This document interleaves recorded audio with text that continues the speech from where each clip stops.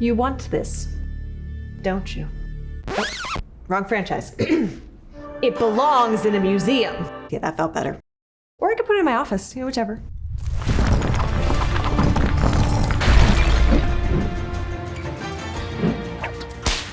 A new lo-fi dropped on the Lucasfilm social channels this week.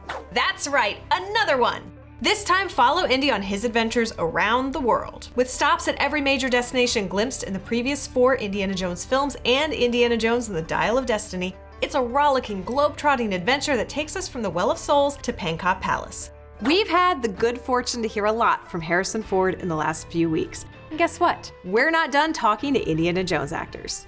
Over on Lucasfilm.com, Sean Patrick Flannery, who portrayed the young Indiana Jones in, yes, The Adventures of Young Indiana Jones, recently sat down to look back at his time in the hat.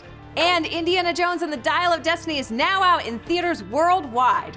To celebrate, the cast of the newest film is once again here to dig into the production and share some behind-the-scenes secrets.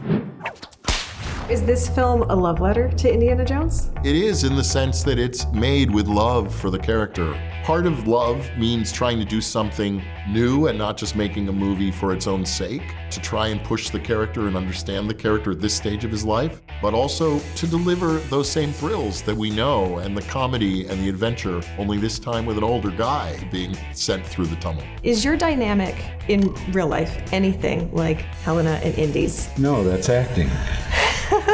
Fair, yes. I mean, I am always trying to steal things from you.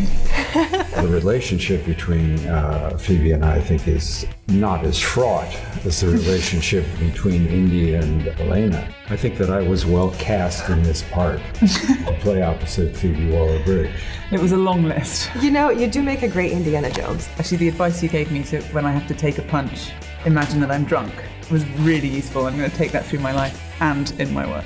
Oh, good. What can you tell us about Teddy? Teddy is a street kid from Morocco. He's like kind of a thief. He's trying to be an adult and he's trying to find his place between Helena and Indiana Jones. I'm really happy and it feels really weird to be in Indiana Jones for my first movie. Harrison told me something that was pretty fun.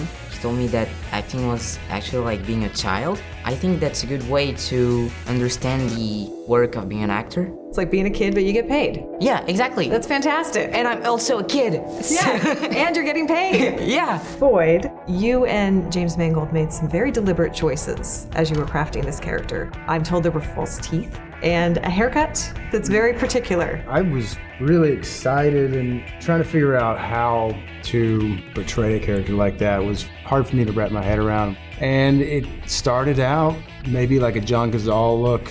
It actually inspired from the Green Butchers, a very high hairline that I wanted to do. I just wanted him to have something that put him out, and we made these teeth that actually aren't that present in the film, but for me, it was kind of a good crutch to lean on. Shawnette, I also love Agent Mason's 1960s style. As I understand it, you based it around Foxy Brown. Can you talk about why that was such a big inspiration for you in this role? Thinking about the Black Exploitation era and looking at Black women as these action figures and heroes, it is such a delight to try to give homage to that and to recreate a little bit of that energy and vibe and ownership of your badassery. So I think that was like pretty much the focus for that. Yeah, it was fun. It's been a wonderful journey to see this home, the home stretch for Indiana Jones and Harrison in this film. Very touching story, and watching him up this close work has just been, an experience of my life. Today we're here with our friend from the Lucasfilm Archives, and we're getting our hands on the Dial of Destiny. Also known as the Archimedes Dial. Let's dive in. Yeah, well, Kristen, I'm so excited to be here because I love Star Wars, but I absolutely love Indiana Jones. Big same. One of my favorite things about the franchise overall is the fact that with every film, regardless if it's the Shankara Stones or the Kingdom of the Crystal Skull, you've always got an artifact that's somehow loosely based on history. That belongs in a museum! With the Dial of Destiny, this actually does relate to history. So for those that aren't aware, the Antikythera mechanism is an actual piece of history that was found about 100 years ago. The only thing that most archaeologists are able to tell from the original is that it was most likely a computing mechanism that allowed people to track the stars or also potentially track the planets. This particular prop, which was created by the prop master Ben Wilkinson and his genius team of prop makers, includes not only a replica dial make, but it has fragments for each dial cast in each specific space. Wow, that is some amazing attention to detail. On the first faceplate, we've got the acrophonic Attic numerals. On the larger sloped ring around here, we've got all the front numerals, which are in ancient Greek.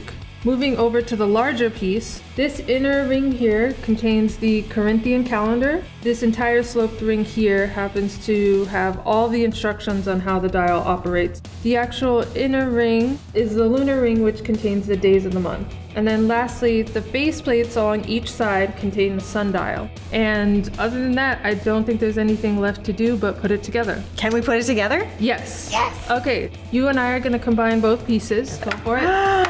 Ooh, it's a There's satisfying pop. If you want to take the compass and you can pull the pin out, yep, Oh, I was not expecting that. and you drop it right in there.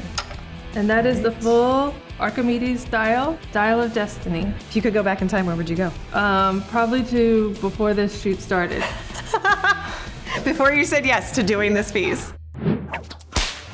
That's it for this week. For more on Indiana Jones and the Dial of Destiny, out now, check out lucasfilm.com. And as much as we love This Week in Indiana Jones, no time for love, Dr. Jones. So be sure to join us right here when This Week in Star Wars returns next Thursday.